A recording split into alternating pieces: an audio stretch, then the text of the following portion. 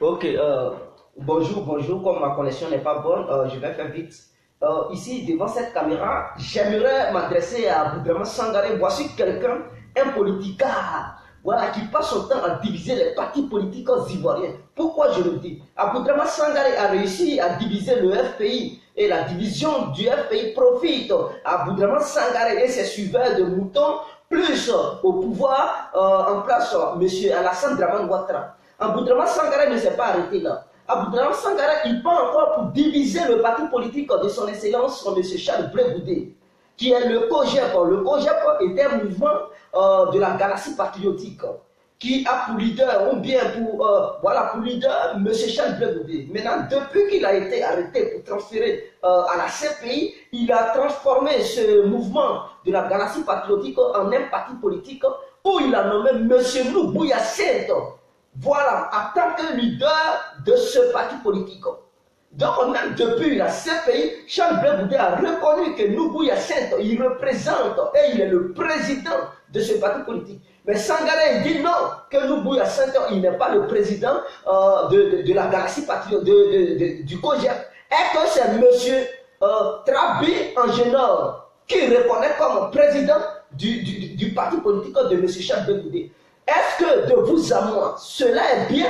Si aujourd'hui, Laurent Gbagbo, il disait que non, tel n'est pas le président du FPI. S'il disait que Afi n'est pas le président du FPI, et que c'est tel qui est le président du FPI, vous allez dire non. Ce que Laurent Gbagbo a dit, c'est faux. Et que vous ne reconnaissez pas les paroles ou bien les déclarations de M. Laurent Gbagbo. Et que si Sangaré vous dit ce que Laurent Gbagbo il dit non, lui il n'accepte pas ça, que c'est telle personne qui est le président du FPI, vous allez accepter cela. Ce que vous ne voulez pas, ne faites pas ça à vos amis. Ce que vous ne pouvez pas accepter, ne faites pas ça. Pourquoi vous ne demandez pas à M. Sangaré, le diviseur, le cacheur des partis politiques de la Côte d'Ivoire, on lui donne de l'argent pour casser les partis politiques? Parce qu'il sait que si le COGEP est réuni, ce n'est pas bien pour le pouvoir en place et ce n'est pas bien pour lui-même. Il faut diviser pour régner. Et c'est ce que Sangaré fait. Ouvrez vos gros yeux, ouvrez vos yeux pour voir clair. Est-ce qu'il y a encore un crime là-dedans? Mais n'oubliez pas, Blé Goudé a lutté pour le peuple. Blé Goudé, c'est lui qui a fait que Laurent Gbagbo a tenu le pouvoir. Vous comprenez? C'est Blé Goudé qui a galvanisé les jeunes. Quand les Français faisaient des trucs, c'est Blé Goudé qui mobilisait la jeunesse ivoirienne. Qui pouvait prendre au devant de la jeunesse ivoirienne? Les Damana Picasso, ils ne pouvaient pas. Quand la crise a frappé en 2002, personne ne pouvait mobiliser la jeunesse ivoirienne. Il fallait le vaillant leader de la galaxie patriotique appelé Charles Blé Goudé pour réunir le peuple ivoirien, pour réunir les Ivoiriens. Et il faisait pitié. Les gens, ils avaient peur de sa vie. Ils disaient, mais Charles Blé Goudé, est-ce que quand tu montes sur le podium, on ne peut pas tirer sur toi? Tu mets ta vie en danger. Il dit, je préfère mettre ma vie en danger. C'est ce dernier qui a lutté. C'est ce dernier qui allait à Boaké pour dormir dans la chambre de Ouattara, dans le processus de la paix en Côte d'Ivoire. Il a milité beaucoup. Donc, étant en prison, ça ne peut pas profiter à M. Sangaré. Si Sangaré, il est là aujourd'hui et qu'il a fait 10 ans au pouvoir, il n'a qu'à remercier le petit. Et donc, le petit crée son parti politique. Il transforme ce mouvement de la galaxie patriotique en un parti politique pour dire c'est Noubouya Sento qui représente le président du COGEP. M. Sangaré, il dit non, c'est pas Noubouya Sento. Comme si c'est lui qui avait créé le COGEP. Même si c'est vous qui avez financé, mais oui, il faut toujours financer. Mais ce n'est pas vous qui avez créé ça. Vous comprenez? Ce n'est pas toi, Sangaré, qui a créé ça. Donc, l'ancien leader, le propriétaire du COGEP, quand il dit c'est telle personne, je le reconnais, pour diriger mon parti politique, il faut laisser les gens. Si tu combats Blé Goudé, c'est que tu ne veux pas la libération de Blé Goudé.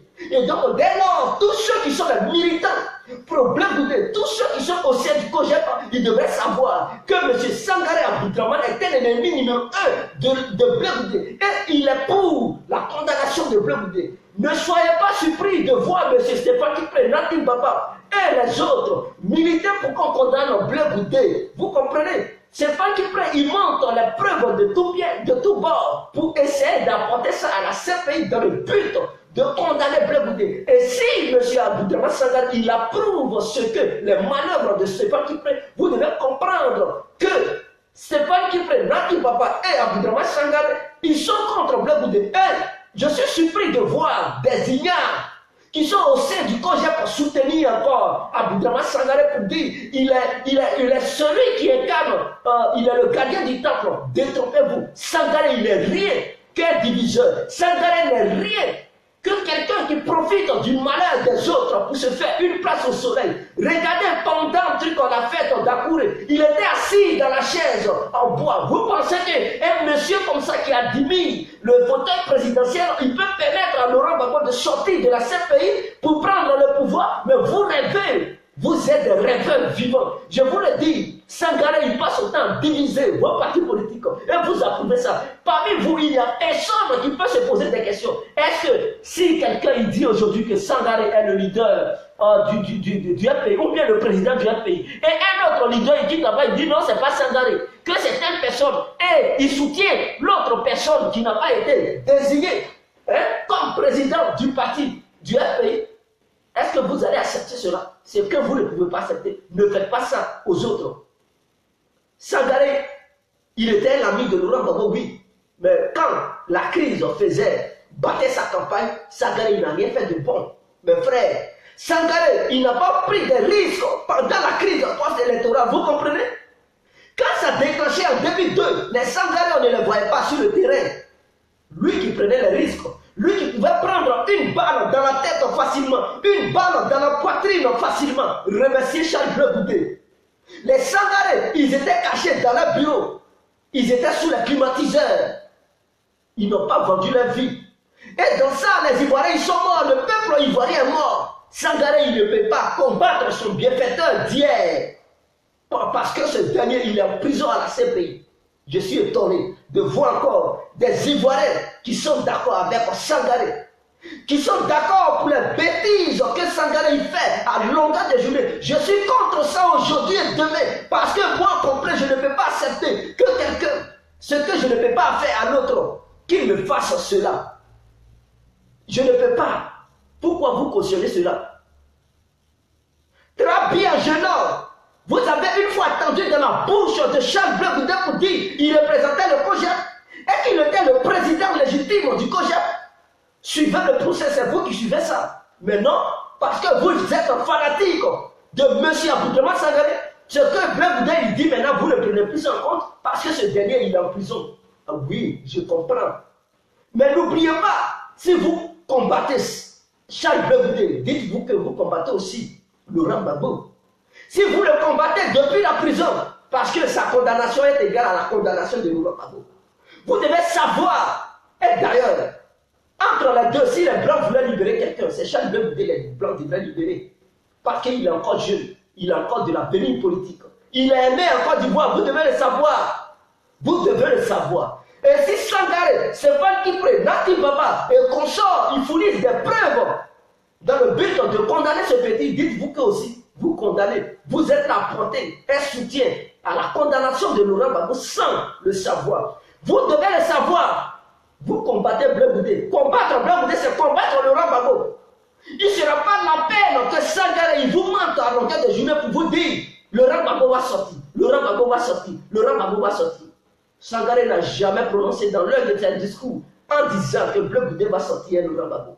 Il n'a jamais prononcé dans l'un des discours en disant que je mène un combat pour libérer ce Bleu Goudé et Laurent Gbagbo. Stéphane Kipré, en aucun cas, il n'a jamais prononcé un discours dans le but de dire il lutte pour la libération de Laurent Gbagbo et Charles Bleu Goudé. Dans leur discours, non, Laurent Gbagbo va sortir. Il va sortir en faisant quoi? En combattant Charles Bleu Goudé, en apportant des preuves dans le but de condamner Charles Bleu Goudé. Mais vous ne savez pas que c'est à cause des mêmes faits, à cause des mêmes crimes qu'on les juge ensemble. Donc apporter des preuves pour dire telle personne a fait ça, c'est que c'est égal à accuser aussi Laurent Gbagbo. Vous devez ouvrir vos yeux car j'ai l'impression que beaucoup d'Ivoiriens ne comprennent rien. Ils suivent Sangaré parce qu'il faut le suivre. Ils suivent Sangaré parce qu'il a le verbe du mensonge sur sa langue. Il a le monument de la langue mensongère sur sa langue. Et il prononce cela. Et il vous mène sur le mauvais chemin. Sangaré n'est pas celui qui incarne la vérité en Côte d'Ivoire. Vous devez le savoir aujourd'hui, demain et pour toujours. Certains me diront, pourquoi Afi n'a pas croisé Laurent Gbagbo? Sangaré a déjà croisé Laurent Gbagbo. Ce que vous ne pouvez pas reprocher à Sangaré, vous reprochez ça à Afi. Non, Afi, il n'a jamais croisé Laurent Gbagbo. Donc Sangaré a déjà croisé Laurent Gbagbo. Montrez-moi une vidéo où Sangaré était devant la CPI. Vous êtes des ignares ou bien vous faites semblant? Je ne comprends pas. Est-ce que Sangaré a déjà mis ses segments devant la CPI pour saluer Laurent Gbagbo? Mais par contre, il traitait le pouvoir en place. Est-ce que vous demandez à la Alassane Ouattara pour dire comme ça, on ne peut pas l'arranger? D'après vous, vous avez dit l'ONU a levé toutes les sanctions contre Laurent Gbagbo. Donc si l'ONU a enlevé les sanctions contre Laurent Gbagbo, ce n'est pas les sanctions contre Aboudraman Sangaré, l'ONU ne peut pas enlever. Il y a un problème. Pourquoi l'ONU n'enlève pas les sanctions contre Aboudraman Sangaré et enlève les sanctions contre Laurent Gbagbo? Pourquoi? Pourtant, lui, Sangaré, il n'a pas été accusé d'un crime quelconque. Il vit la liberté provisoire. Mais il a signé des contrats pour vivre cette liberté provisoire. Sa mission et le contrat signé, c'était de diviser les partis politiques. Il rend ça moins fort. Pensez-vous que si le COJEP était fort et puissant, pensez-vous que Alassane n'allait pas bouger? Ça allait remuer Alassane, le gouvernement d'Alassane. Vous le savez, n'est-ce pas? Là encore, vous allez dire c'est Afi qui a fait ça. Vous allez encore accuser Afi qui a fragilisé le COJEP. Non. Mais le COJEP est un mouvement de la jeunesse ivoirienne. Et si ce COJEP n'était pas divisé, Alassane, il savait que c'était encore un puissant parti politique qui venait. C'était un puissant parti politique qui venait, qui allait le remuer. Il fallait payer quelqu'un pour diviser ce parti politique qui est le COJEP. Diviser ça en deux. Et c'est ce que Sangaré encore a réussi. Mais personne parmi vous ne se pose les questions. Non, c'est parce que Noubou Yamsen a choisi le mauvais côté. Donc il n'a qu'à créer son parti. Voilà les délits que les gens y prononcent. Ils prennent à longueur de journée. Ils disent Noubou Yamsen, il n'est pas dans une bonne logique, donc il n'a qu'à créer son parti politique. Et que Trabi en jeune, il est dans la bonne direction, donc il est toujours au sein du COJEP parce qu'il coopère avec Sangaré. Donc tous ceux qui ne coopèrent pas avec Sangaré, ils sont des traîtres et ils ne sont pas dans la bonne logique. D'après vous, c'est ça. Donc Blé Goudé, il ne coopère pas avec Sangaré parce qu'il a dit il reconnaît Noubou Yamsen. Donc Blé Goudé était traître, Blé Goudé, il n'est pas bien. Mais vous avez oublié le combat de Blé Goudé d'hier. Si Laurent Gbagbo a résisté pendant son mandat, remerciez Blé Goudé. Si Laurent Gbagbo a résisté pendant son mandat, remerciez Blé Goudé. Parce que si Blé Goudé n'avait pas fatigué la communauté internationale, que vous dites, vous menez un combat contre eux, aujourd'hui il n'allait pas se retrouver à la CPI. Si Sangaré était un brave garçon, aujourd'hui il allait se retrouver là-bas, Laurent Gbagbo. Vous comprenez? Vous êtes tous des lâches. Vous comprenez? Si Sangaré était un brave garçon de la manière dont vous pensez, et que Sangaré il avait vraiment fatigué cette France, si Sangaré avait vraiment fatigué la communauté internationale, si Sangaré il s'était opposé farouchement envers les impérialistes, je vous le dis, aujourd'hui il allait être devant la CPI en train de parler, en train de s'expliquer, en train de se justifier. Mais c'est parce que Sangaré il n'a rien fait. Quand Laurent Gbagbo était là, il était mou. Il n'a rien fait, ils n'ont pas vu ses actions en Côte d'Ivoire. Quelle action Sangaré a fait pour empêcher les impérialistes, l'armée française, d'enlever Laurent Gbagbo au pouvoir? Devant l'hôtel Ivoire, quand les chars de l'armée française se dirigeaient chez Gbagbo, qui s'est opposé? C'est bel et bien Charles Blé Goudé avec la jeunesse ivoirienne. Quand ils ont arrêté des jeunes patriotes, c'est Jean Blé Goudé qui avait pris son matelas pour aller devant le 43e du mois pour réclamer la libération. Où était caché Sangaré? Bande de voyous que vous êtes. Où était caché Sangaré? Il était dans son bureau bien climatisé. Il ne faisait rien. Sangaré, il ne faisait rien. Si c'est sur Sangaré, Laurent Gbagbo comptait seulement.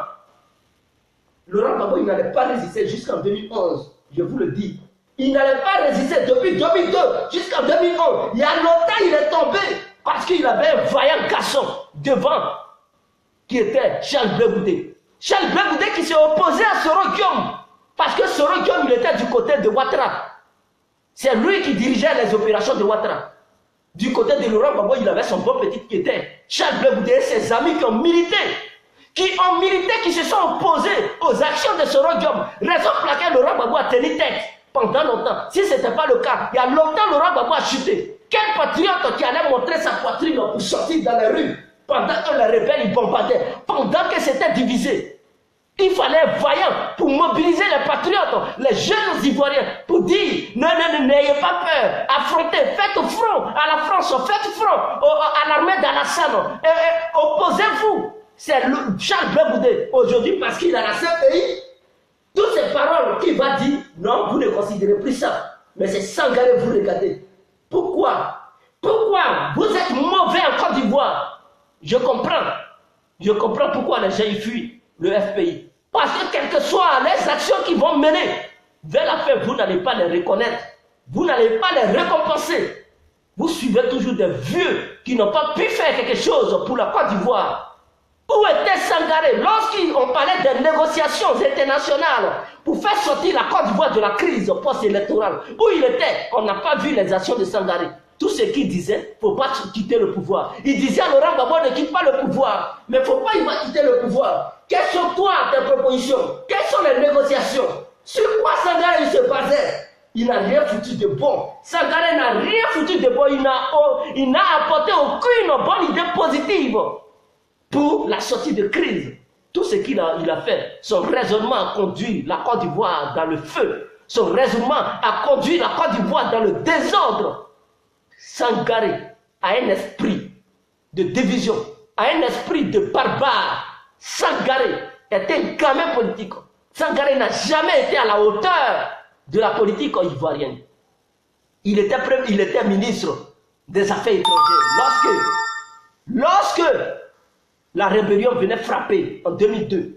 Un ministre des Affaires étrangères qui apprend qu'une rébellion se forme dans un pays étranger, il a été incapable d'empêcher cette rébellion. Cette rébellion a frappé Émile Bogadoudou. Vous comprenez? Cette rébellion a frappé Émile Bogadoudou. Marcela Yassé, ça a frappé beaucoup de personnes cette nuit. Guy Robert, beaucoup sont morts cette nuit, le 19 septembre 2002. Sangaré est coupable parce qu'il a été incapable en tant que ministre des Affaires étrangères. La rébellion n'est pas quittée au sein de la Côte d'Ivoire, c'est quittée à l'étranger. On t'a nommé pour t'occuper des problèmes étrangers et non pour rester auprès de Gbagbo pour lui dire ne va nulle part, ne négocie pas.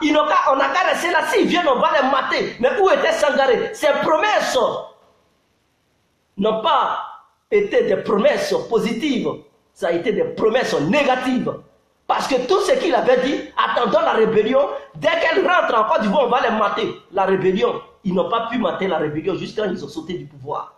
Ils n'ont pas pu mater la rébellion, la Côte d'Ivoire était divisée. Et c'est Sangaré qui prononce ces discours. C'est Sangaré qui disait à Laurent Gbagbo, il ne faut pas, il va négocier. Laissez-moi vous dire,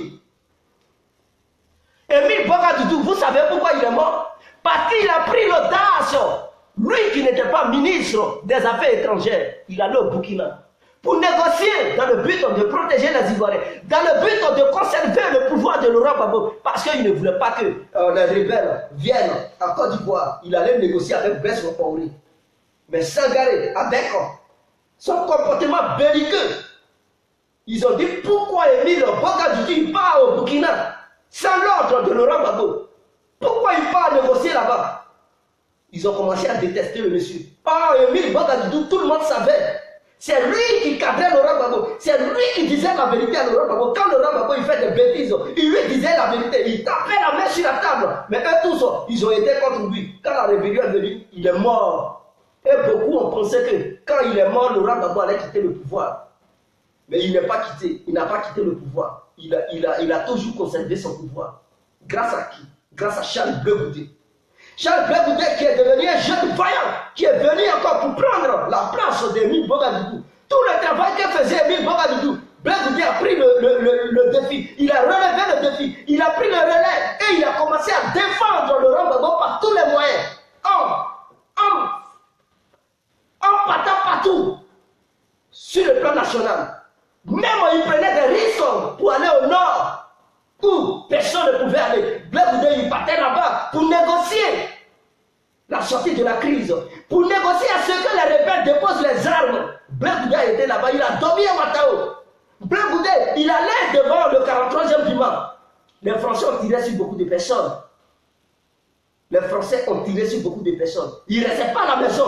Il prenait toujours son enfant. Il le mettait devant dans les marches qu'il y a eu en Côte d'Ivoire. Les marches que Blaise Goudé a dirigées. Il avait toujours son fils armé. Par contre, les Sangarés, ils étaient où? Leurs enfants étaient déjà à l'étranger. Les enfants étaient protégés. Aucun ministre ivoirien n'a jamais pris le risque de mettre son enfant, lorsqu'il y a des marches, devant cette marche pour que ses enfants marchent. Laurent Gbagbo, lui aussi, il avait pris ce courage en prenant ses enfants, sa femme, pour marcher aussi. Blaise Goudé, il est le numéro 2. Donc, si on veut parler des gens qui sont dignes, qui ont pris ces risques, c'est Blaise Goudé, Laurent Gbagbo. Afi aussi avait milité pour le bien-être du peuple ivoirien et pour la protection du pouvoir de M. Laurent Gbagbo. Sangaré toujours, il a refusé la proposition de M. Afou N'Guessan. Afou N'Guessan avait exigé à son temps. À Laurent Gbagbo, il ne faut pas aller aux élections. Demande que les gens soient désarmés. Ils n'ont pas écouté Afou N'Guessan. Afou N'Guessan bel et bien dit à Laurent Gbagbo, c'est un piège.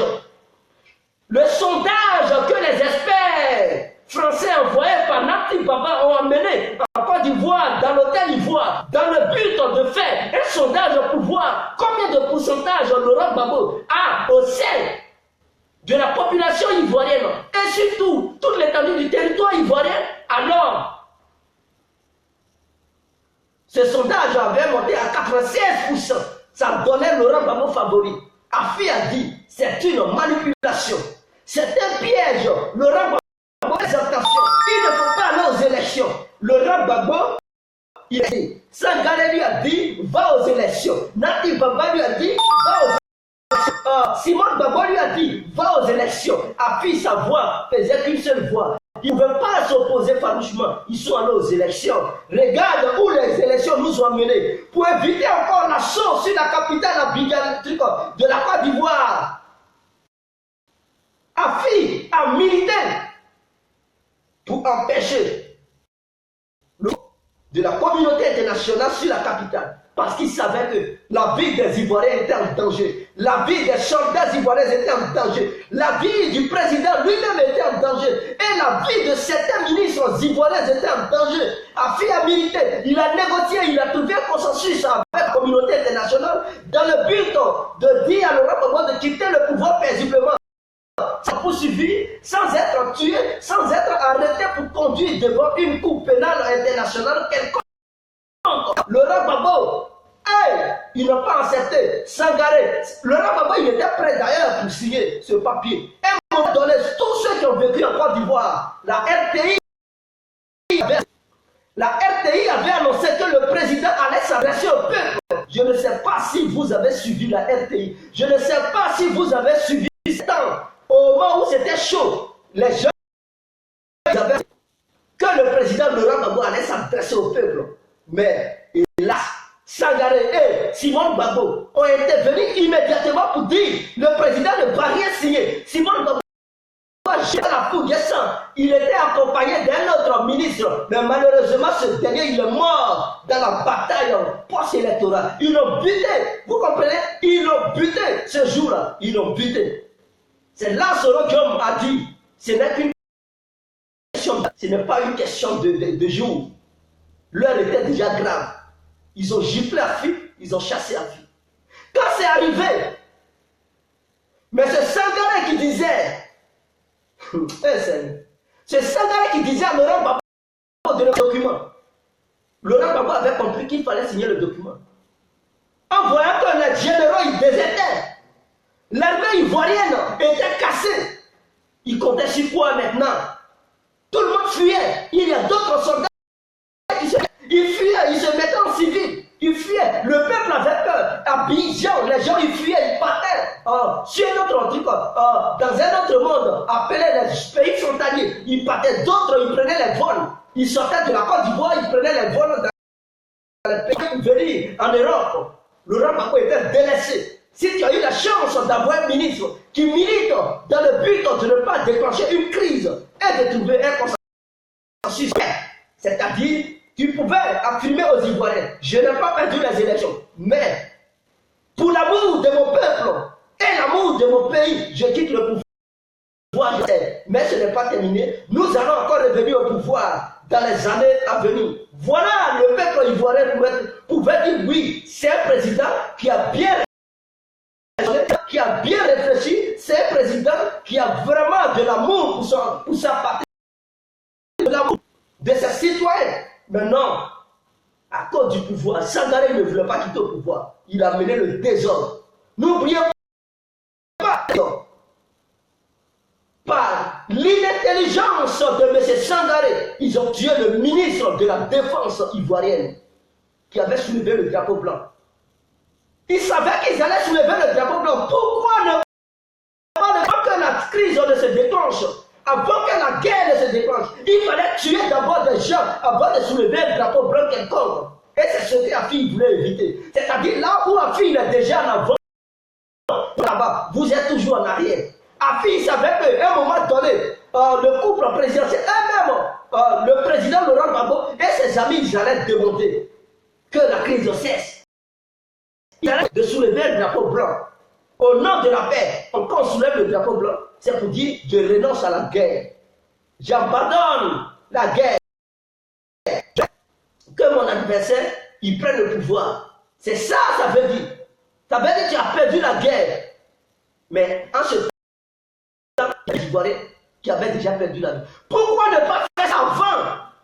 Quand on est un leader, c'est de voir, de savoir la ligne, c'est savoir viser le futur. Il ne suffit pas de dire je ne bouge pas, je ne bouge pas. Et vers la fin, il meurt, c'est là, maintenant tu vois que non, ce n'est plus bon. Ils ont tué le Ivoirien. Comme ça, ils l'ont buté. Ils ont buté le ministre de la Défense. Mais si Sangaré, il n'avait pas été sauvage, il n'allait pas mourir. Le porte-parole de l'armée ivoirienne n'allait pas mourir. Et bien, il n'allait pas mourir. Le jeune qui était le porte-parole, je ne sais pas, Mankaé, il n'allait pas mourir. Béchio, Jean-Jacques Béchio, je ne sais pas s'il est mort. Ou bien s'il vit encore. Mais tout cela, ils ont la douleur de leur âme, la douleur de leur peau, la douleur de leur être aujourd'hui sauvé. Et toute cette équipe allait former. Et je pense que d'autres Ivoiriens, ils allaient se rallier. Ceux qui n'étaient pas du côté du FPI, se rallier pour mener un bon combat de la souveraineté de notre pays. Non, ils étaient intelligents. Là où Afi a vu le danger, ils n'ont pas été tout intelligents. Ils ont vu que les pensées d'Afi étaient des pensées. Or, les pensées d'Afi étaient des bonnes pensées. Les pensées d'Afi étaient des bonnes pensées. On voit M. Sangaré qui refuse la discussion avec le pouvoir en place, qui refuse toutes les communautés internationales qui tiennent la vie de Laurent Gbagbo et de Charles Blé Goudé en main. Ils pensent que Laurent Gbagbo est là où Charles Blé Goudé est, là où ils sont. Ils pensent que c'est des petites élites africaines. Ces gens-là se trouvent. Ils sont dans la main, ou bien dans les mains des présidents, pour ne pas dire des petites marionnettes aux yeux de l'Élysée. Que ces gens-là, ils sont. Non, ces gens-là ne sont pas dans la main des marionnettes africaines. Ils sont dans la main des élites puissantes du monde. Des élites qui commandent le monde entier. Je vous donne un exemple. Tu apprends, tu es là et tu apprends que non, ta famille a été prise en otage par les djihadistes, par les assassins, par les rebelles. La première des choses, même si tu es armé jusqu'au dedans, même si tu as force, même si tu es le plus bas du quartier ou bien du pays, la première des choses, c'est de négocier. C'est de négocier. Que ces rebelles, ils sont prêts à tout pour tuer ta famille. Ils peuvent même se faire péter. Déclencher la ceinture explosive. Mourir avec toute ta famille. Faire, c'est de leur demander qu'est-ce qu'ils veulent. C'est une négociation de fond, une négociation de bon sens pour la famille. Une fois, tu pourras chercher un moyen pour combattre ces rebelles, pour combattre ces djihadistes, combattre ces membres de l'EIN. Mais non, dans la main, eux qui veulent. Mon frère, ils vont assassiner. Tu n'as pas la chance, tu ne peux même pas encore gagner gain de cause. C'est-à-dire, c'est ta famille et toi, tu perds parce que tu ne peux même pas toucher et tu perds dans tous les cas. Donc, pour éviter de perdre, entamer une discussion de fond pour sauver la vie de ta famille. C'est ce que moi je demande. Je viens. Je vais. Donc, vous comprenez? Je vais développer ce que les gens y comprennent. Les gens y comprennent. Il est dans les bêtises. Quelqu'un qui peut sauver les Sénégalais ont toujours conduit les Ivoiriens au-delà, c'est-à-dire dans la mort. J'ai assumé que le peuple, si je vous dis ça,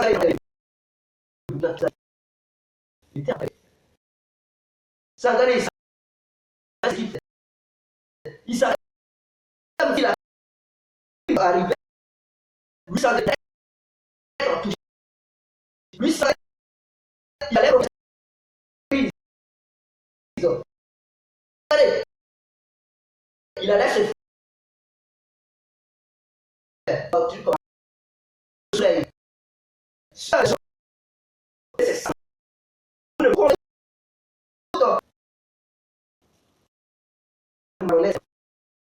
sont bien.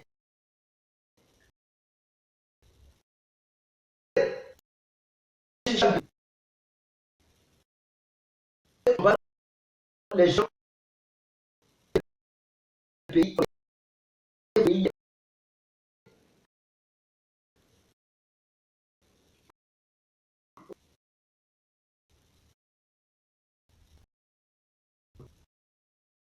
ça va.